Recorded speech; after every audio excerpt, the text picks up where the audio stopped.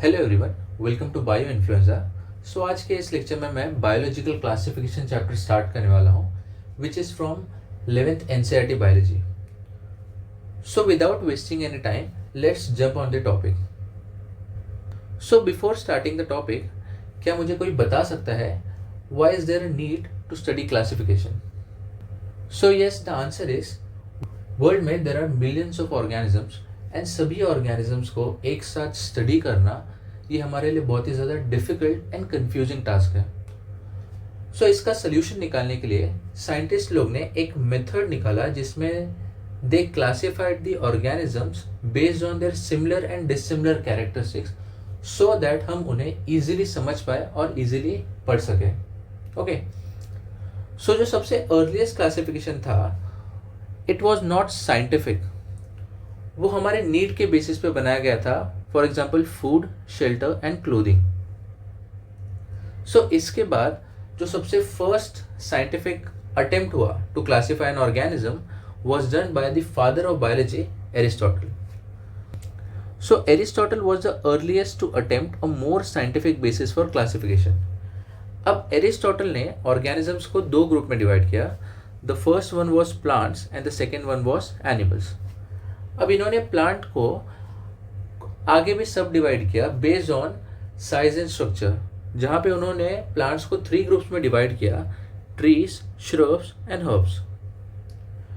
फिर लेटर ही divided animals into 2 groups, enaima and anaima, where enema referred to organisms with red blood cells and anema referred to organisms without red blood cells. So आज के terms में enema referred to vertebrate organisms, whereas anema referred to invertebrate organisms. Okay, so this simple classification method was done by Aristotle. फिर इसके बाद next scientist आए, Carl Linnaeus. Carl Linnaeus gave two kingdom system where he divided the whole organism group into 2 groups, Plantae and Animalia. अब इनके system में problem ये था कि इनका सिस्टम कुछ ऑर्गेनिजम्स को डिस्टिंग्विश नहीं कर पा रहा था। जैसे कि first one is eukaryote and prokaryote. अब यूकैरियोट्स कौन है? यूकैरियोट्स आज के सबसे एडवांस ऑर्गेनिजम्स है। वहीं अगर हम बात करें प्रोकैरियोट्स, प्रोकैरियोट्स का मतलब सारे बैक्टीरियाज। ओके, सो ये सिस्टम यूकैरियोट्स और प्रोकैरियोट्स में डिफरेंशिएट नहीं कर पा रहा था। दूसरा, ये सिस्टम यूनिसेलुलर और मल्टीसेलुलर ऑर्गेनिजम्स को भी डिफरेंशिएट नहीं कर पा रहा था। अब यूनिसेलुलर ऑर्गेनिजम्स का मतलब है अमीबा, प्रोटोजोआ एटसेट्रा, और मल्टीसेलुलर ऑर्गेनिजम्स का मतलब एग्जाम्पल इज आज के सारे कॉम्प्लेक्स ऑर्गेनिजम्स जैसे कि हम ह्यूमंस। सो यहाँ डिस्टिंग्विशिंग में प्रॉब्लम आया। फिर तीसरा, ये फोटोसिंथेटिक और नॉन फोटोसिंथेटिक ऑर्गेनिजम्स को भी डिफरेंशिएट नहीं कर पा रहा था। अब फोटोसिंथेटिक, नॉन फोटोसिंथेटिक, फोटोसिंथेटिक का मतलब तो आपको पता है, that is plants. Non photosynthetic organisms का मतलब फंगस वाला ग्रुप।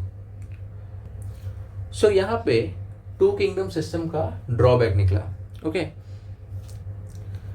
अब ऑर्गेनिजम्स को प्लांट्स और एनिमल्स में क्लासिफाई करना बहुत ही ज़्यादा ईजी था, लेकिन प्रॉब्लम ये था कि कुछ ऐसे भी ऑर्गेनिजम्स थे जो ना ही प्लांट्स ग्रुप में आते थे और ना ही एनिमल ग्रुप में आते थे।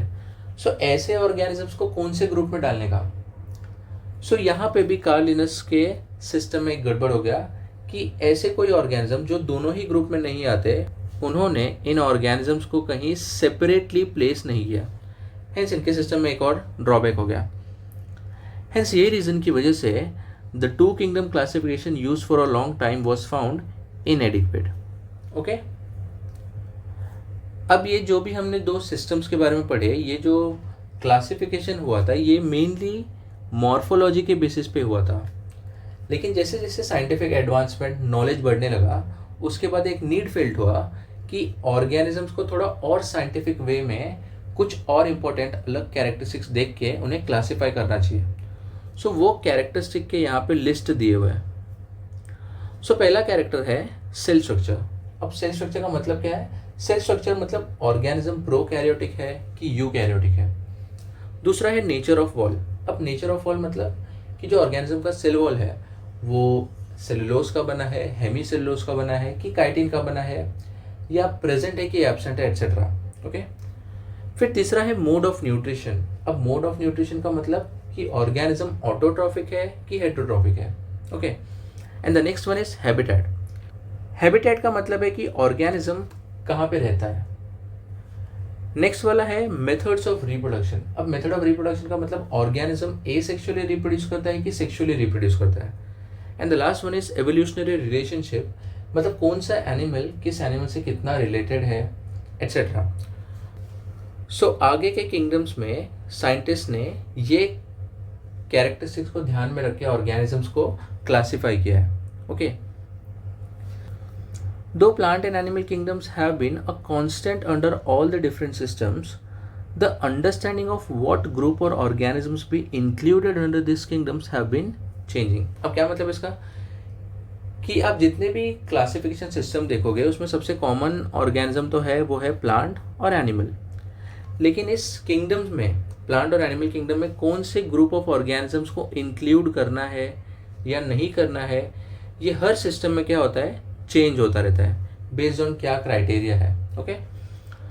The number and the nature of other kingdoms have also been understood differently by different scientist over time. अब साइंटिस्ट ने अलग अलग किंगडम्स को अलग अलग तरीकों से समझा बेस्ड ऑन उनके पास क्या नॉलेज था। ओके। सो जो साइंटिस्ट के पास जैसा नॉलेज था उस हिसाब से उन्होंने क्लासिफाई किया था ऑर्गेनिजम्स को। और आज के लेक्चर में हमने दो सिस्टम ऑफ क्लासिफिकेशन देखा। The first which was given by Aristotle, जहाँ पे उन्होंने ऑर्गेनिज्म को दो ग्रुप में डिवाइड किया, प्लांट्स एंड एनिमल्स, जहाँ प्लांट्स को साइज के बेसिस पे आगे डिवाइड किया into trees, shrubs and herbs, and animals को डिवाइड किया इनटू इनेमा एंड अनेमा। अब इनेमा का मतलब था organisms with red blood cells and anaima का मतलब था organisms without red blood cells. फिर इसके बाद नेक्स्ट साइंटिस्ट है कार्ल लिनस, जिन्होंने प्रपोज किया टू किंगडम सिस्टम, जहाँ पे उन्होंने भी ऑर्गेनिजम्स को दो ग्रुप में डिवाइड किया, प्लांटे एंड एनिमेलिया। अब ये सिस्टम में ड्रॉबैक ये था कि ये कुछ स्पेसिफिक ग्रुप ऑफ ऑर्गेनिजम्स को डिस्टिंग्विश नहीं कर पा रहा था, that is eukaryote and prokaryote के बीच में, यूनिसेलुलर मल्टीसेलुलर ऑर्गेनिजम्स के बीच में, and photosynthetic and non photosynthetic organisms के बीच में। और कुछ ऐसे भी ऑर्गेनिजम्स थे जो प्लांट और एनिमल दोनों के अंदर नहीं आते थे और उन्होंने उनको सेपरेटली प्लेस नहीं किया। हेंस ऐसे कुछ रीजंस की वजह से कार्ल लिनस का सिस्टम फेल हो गया। ओके। सो आज के सेशन में हमने दो क्लासिफिकेशन सिस्टम के बारे में देखा। अब नेक्स्ट लेक्चर में हम लोग 5 किंगडम क्लासिफिकेशन सिस्टम के बारे में देखेंगे which was propose by R.H. Whittaker. चलिए फिर सेशन एंड करते हैं। होप आपको लेक्चर पसंद आया होगा। अगर आपको कोई भी क्वेरीज होते हैं सो आप कमेंट करके पूछ सकते हैं। Hope to see you in the next lecture. Good bye everyone.